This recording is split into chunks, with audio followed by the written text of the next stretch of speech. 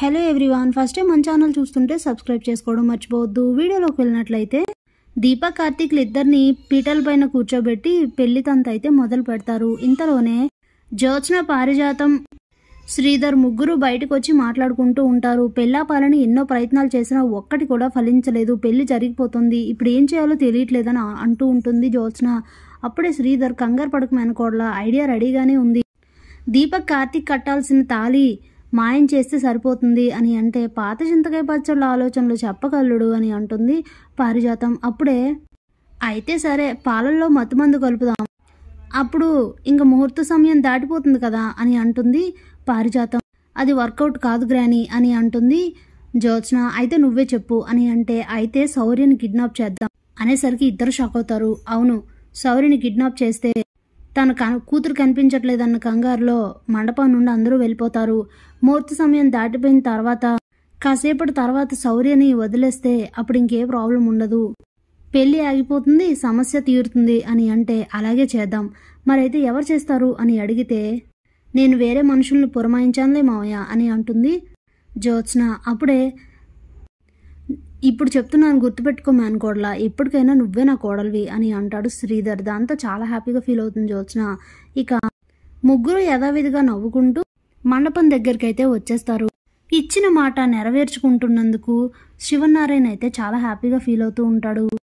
ఇంతలోనే కార్తీక్ అయితే జ్యోత్స్నను చూస్తాడు. తనైతే నవ్వుతూ ఉండడం చూసి, జ్యోత్స్న ఇంత హ్యాపీగా నవ్వుతుందంటే ఏదో ప్లాన్ చేసినట్టుంది అని ఆలోచిస్తూ ఉంటాడు. మరోవైపు దీప ఇంతకు ముందు పెళ్లి కూతుర్ని చేసినప్పుడు సుమిత్ర అన్న మాటలన్నీ కూడా గుర్తు చేసుకుంటూ బాధపడుతూ ఉంటుంది. అప్పుడే కార్తీక్, ఎందుకు అలా ఉన్నావు, ఏమైంది అని అడిగితే, ఏం లేదు బావా అని చెప్తుంది. చూడు దీప, ఏం జరిగినా సరే అన్నింటినీ పక్కన పెట్టి ఇప్పుడు మాత్రం మనసుని ప్రశాంతంగా ఉంచుకొని ఈ పెళ్లిని ఆస్వాదించు. నీ తల్లిదండ్రుల చేతుల మీదుగా పెళ్లి జరుగుతుంది, ఇంతకన్నా ఏం కావాలి నీకు, హ్యాపీగా ఉండు దీప అని అంటే, నా సంగతి సరే, నువ్వెందుకు టెన్షన్గా ఉన్నావు అని అడుగుతుంది. జ్యోత్స్నను చూస్తే నవ్వుతూ కనిపిస్తుంది కాబట్టి ఏదో ప్లాన్ చేసిందేమోనని డౌట్గా ఉంది నాకు అని అంటాడు కార్తీక్. ఇక ఇంతలో పెళ్లి జరుగుతూ ఉంటుంది. కార్తీక్ అయితే ఏంటి జ్యోత్స్న ఏం ప్లాన్ చేసి ఉంటుందని ఆలోచిస్తూ ఉంటాడు. ఇక పెళ్లి ముహూర్త సమయం దగ్గర పడుతుండడంతో జ్యోత్స్న అయితే పారిజాతంతో, అవును గ్రాని, ఇది అంతా చూస్తున్నాను గాని శౌర్య ఎక్కడ కనబడట్లేదేంటి, ఇక్కడ అమ్మా నాన్నలు పెళ్లి జరుగుతుంటే తనెక్కడికి వెళ్ళినట్టు, తన ఫ్రెండ్స్ కూడా ఇక్కడే ఉన్నారు, ఏది అని అంటే, అవునే, నేను చాలాసేపు నుండి చూడలేదు అని అంటుంది పారిజాతం. అప్పుడే ఆ మాటలు సుమిత్ర విని, అవును శౌర్య ఏది అని కంగారు పడుతూ ఉంటుంది. ఇక అందరూ కూడా, అవునా శౌర్య కనబడట్లేదా, వెళ్ళి చూస్తానని చెప్పి దశరథ్, సుమిత్ర మండపం దిగుతూ ఉంటే ఇక కార్తీక్, దీప కంగారు పడుతూ ఉంటారు. వాళ్ళు పీటల మీద నుండి లేవబోతూ ఉంటే శివనారాయణ, కాంచన అందరూ కూడా, ఆగండి, మీరు లేవద్దు, శౌర్య ఎక్కడికి వెళ్ళదు, ఇక్కడే ఎక్కడో ఉండుంటుంది, అన్నయ్య వదిన వెళ్ళారు కదా చూస్తారు అని అంటుంటే, ఇంతలోనే నేను ఇక్కడే ఉన్నానమ్మమ్మ అంటూ శౌర్య అయితే వస్తుంది. దాంతో త్రిమూర్తులు ముగ్గురికి పెద్ద షాక్ తగులుతుంది.